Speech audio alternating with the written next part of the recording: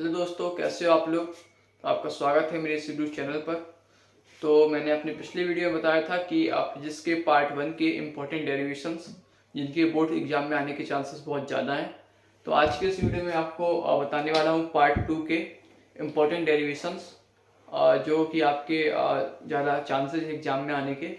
ठीक है, इसके अलावा जो मैंने कमेंट्स पढ़े उसमें मतलब थोड़ा सा इंग्लिश मीडियम के जो स्टूडेंट्स हैं उनको थोड़ा प्रॉब्लम आ रही है क्योंकि पूरा हिंदी में है। तो इसका ये है कि जैसे मैं हिंदी में एक बार बोलूँगा लाइन, उसको मैं इंग्लिश में पूरा पढ़ूंगा।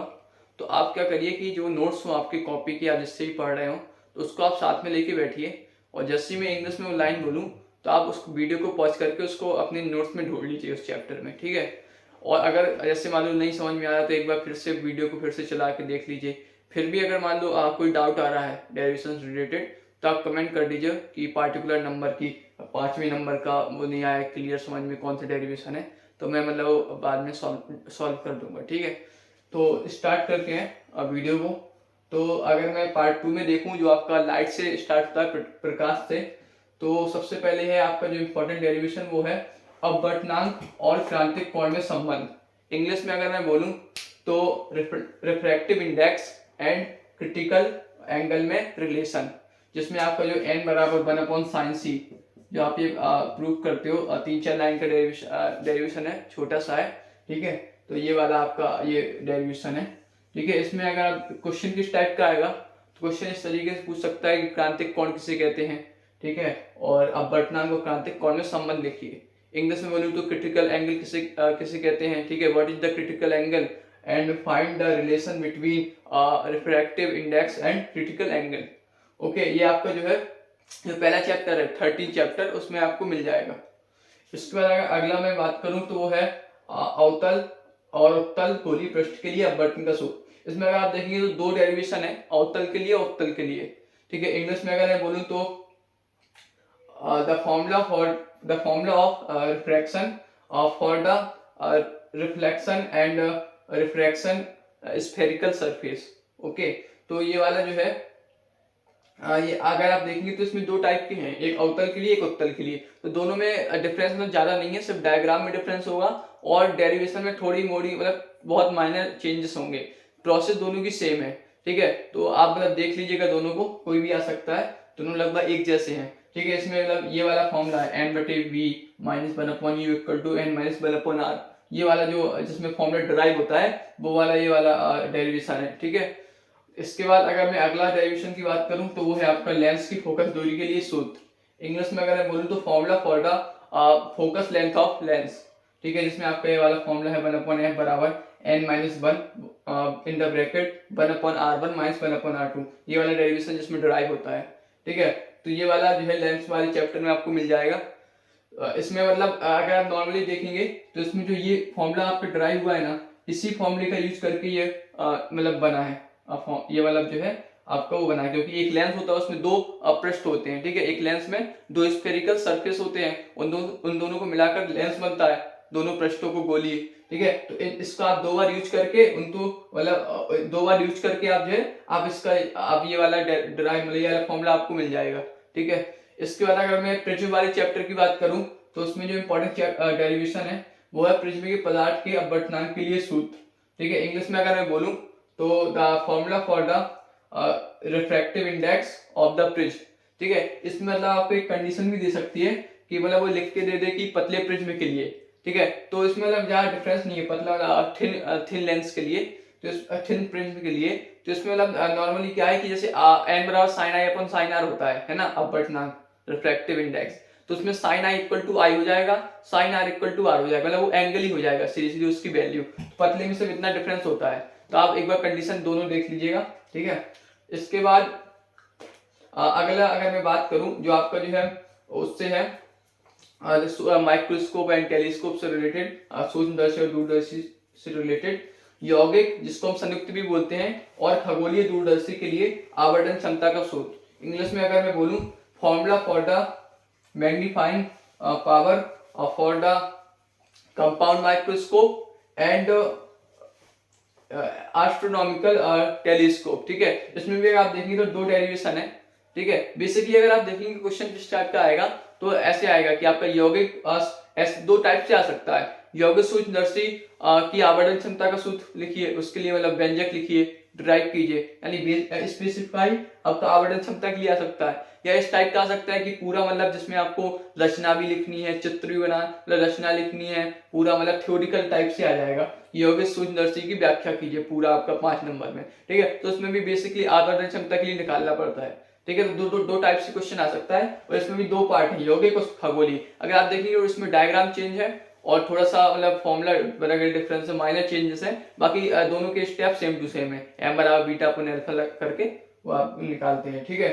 इसके बाद अगर मैं अगले डेरिवेशन की बात करूं जो कि आपका हाइगेंस के सिद्धांत, हाइगेंस का जो है नियम है उससे, उस चैप्टर से है। हाइगेंस के सिद्धांत द्वारा परावर्तन और अपवर्तन की व्याख्या, ये बहुत इंपॉर्टेंट डेरिवेशन है। इंग्लिश में अगर मैं बोलूं तो to prove the rules of reflection and refraction by the principle of Huygens, ठीक है। तो इसमें जो आपकी इसमें भी 2 डेरिवेशन है, मतलब 2 टाइप के हैं। इसमें बेसिकली आपको क्या करना है, परावर्तन के 2 नियम होते हैं, जिसमें एक होता है कोण angle I equal to angle R, ठीक है ना। आपतन कोण अपवर्तन कोण के बराबर होता है, ठीक है। तो वो आपको प्रूव करना है हाइगेंस का यूज करके, जो सिद्धांत है, ठीक है। इसमें अपवर्तन में एन बराबर साइन आई अपना साइन आर होता है, वो आपको प्रूव करना है परावर्तन और अपवर्तन के नियम, ठीक है। तो ये बहुत इंपॉर्टेंट है, मतलब आते ही आता है कोई एक, ठीक है। तो ये देख लीजिएगा 2 इसमें है। इसके बाद अगर मैं अगली डेरिवेशन की बात करूं तो वो आपका है व्यतिकरण में यंग के प्रयोग में दीप्त व अदीप्त फ्रिंज की स्थिति ज्ञात करना, ठीक है। इसमें अगर इंग्लिश में अगर बोलूं तो find the position of bright and dark fringes in the experiment of young, ठीक है। इसमें बेसिकली अगर आप देखेंगे तो ये इस प्रकार के फॉर्मूले आते हैं। ब्राइट के लिए x equal to M D lambda upon D, ठीक है। और m मतलब पोजीशन है, पहली फ्रिंज है कि दूसरी फ्रिंज है। और डार्क के लिए x equal to m minus 1 upon 2 D lambda upon D, ये बेसिकली सेम होता है, बस यहाँ पे जो है ये नंबर चेंज हो जाता है। डार्क और ब्राइट के लिए भी अल्टरनेटिव होते हैं, ठीक है। तो मतलब बेसिकली इसमें मतलब आपका इससे न्यूमेरिकल भी पूछ सकते हैं, इससे रिलेटेड इनफॉर्मल से रिलेटेड, और मतलब ऐसे ही पूछ सकता है कि यंग का प्रयोग लिखिए और उसके लिए दीप्त और अदीप्त फ्रिंजों की स्थिति ज्ञात कीजिए, ठीक है। इसके बाद अगर मैं अगली डेरिवेशन की बात करूं तो वो है आपका डी ब्रोगली तरंग दैर्ध्य के लिए व्यंजक, ठीक है। इंग्लिश में अगर मैं बोलूं तो the formula for the de Broglie wavelength, जो आपका लैम्डा बराबर h अपॉन p है, ठीक है ना। ये वाला इंपॉर्टेंट है, ठीक है। लैम्डा h अपॉन p जो मतलब है कि आपका जो तरंग दैर्ध्य होता है वो संवेग के इनवर्स प्रोपोर्शनल होता है, व्युत्क्रमानुपाती होता है, ठीक है ना, जो इनका रूल था, ठीक है। तो ये आपका इंपॉर्टेंट डेरिवेशन है।